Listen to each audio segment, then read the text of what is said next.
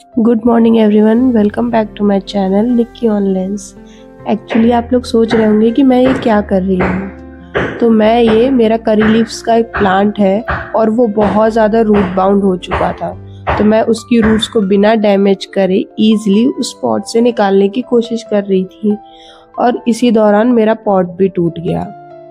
अब मैं सोच रही थी कि इसको कैसे निकालूं और यही थोड़ा डिसाइड करने में लगी हुई थी।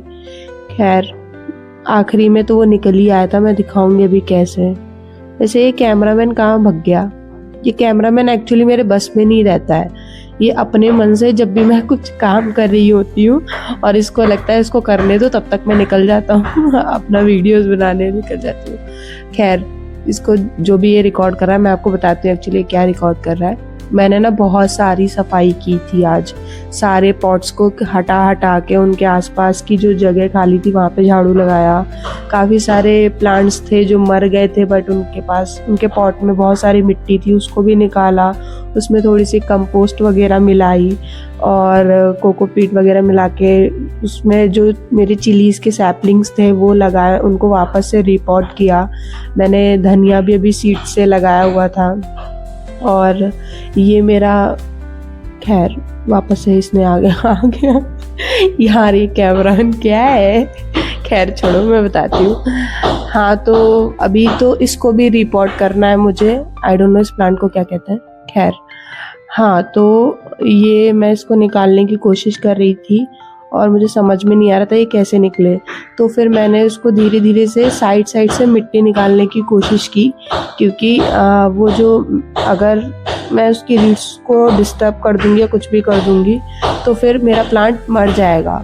और ऑफ कोर्स मेरे प्लांट जो है ये मेरे गार्डन का बहुत ही इम्पोर्टेंट हिस्सा है। तो मैं साइड से उंगली डाल के मिट्टी निकाल रही थी धीरे धीरे करके, ताकि ये बिना अपनी रूट्स को तोड़े या उसकी रूट्स डैमेज हो आराम से वो निकल आए। गमला तो टूट ही गया था बट मैं नहीं चाहती थी कि पूरा गमला टूट जाए। मैं चाहती थी एटलीस्ट नीचे का हिस्सा बचा रहे, ताकि मैं कोई छोटा सा ही प्लांट सही बट इसमें कुछ तो लगा सकूं, क्योंकि मैं इतना बड़ा सदमा सह ना पाती। फाइनली वो निकल गया था एंड मैं दिखा रही थी, मैंने उसको ऐसे करके उखाड़ा। हाँ तो ये निकल गया था। एंड अब जो सबसे मुश्किल काम था इस प्लांट को इससे निकालने के बाद भी, वो था ये जो एक्स्ट्रा रूट्स थी जो नीचे रह गई थी मिट्टी के साथ ही, उनको निकालना। उनको निकालने में भाई साहब जो मेरी हालत हुई है ना, मैं बता नहीं सकती। तो फिर मैं बाकी की एक्स्ट्रा जो रूट्स थी उन्हें निकाल रही थी, मिट्टी को भी खोदे जा रही थी एंड धीरे धीरे करके मैंने उन्हें निकाला। और ये वैसे मेरे लिए थोड़ा सा हेल्पिंग भी हो गया था, क्योंकि बाद में मुझे नीचे की जो एक्स्ट्रा रूट्स थी वो काटनी पड़ती, तो इससे पहले ही वो टूट गई या फिर मैं ये कहूँगी कि वो पॉट में ही रह गई। तो फिर मेरे लिए ज़्यादा कुछ दिक्कत वाली बात थी नहीं। फिर मैंने धीरे धीरे करके पूरे ही प्लांट की जो रूट्स थी उन्हें निकाला एंड उसको खाली कर लिया। एंड मैं आपको बाद में दिखाऊंगी कि मैंने इसमें क्या लगाया। मैंने इसमें एक बहुत ही अच्छा सा प्लांट लगाया था इस पॉट में, एक्स्ट्रा मिट्टी को भर के, एंड वो बहुत अच्छा लग रहा था, मैं आपको दिखाऊंगी। एंड फिर मैंने एक बकेट में फंगीसाइड डाला। आप देख सकते हो ये कौन सा फंगीसाइड है।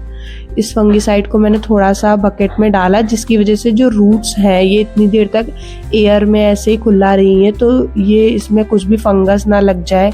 क्योंकि जब भी आप रिपोर्ट करो, ये मेरा पर्सनल सजेशन है कि जब भी आप कोई भी प्लांट रिपोर्ट करो तो आप उसकी रूट्स को प्लीज़ थोड़ी देर के लिए फंगीसाइड में डाल दो। इससे क्या होता है, जो हमारा प्लांट है ना वो मरेगा नहीं बाद में। तो मैंने इसमें उसको फंगीसाइड में डाल दिया था प्लांट को। और फिर मैंने सॉइल मिक्स बनाया। तो मेरे पास जो गार्डन सॉइल थी मैंने थोड़ी सी वो ले ली एंड फिर मैंने इसमें जो भी मुझे चाहिए था वो सब मिलाया।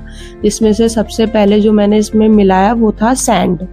ओके, आप सैंड मिला सकते हो, कुछ लोग इसमें परलाइट वगैरह भी डालते, वो सब तो मेरे पास था नहीं।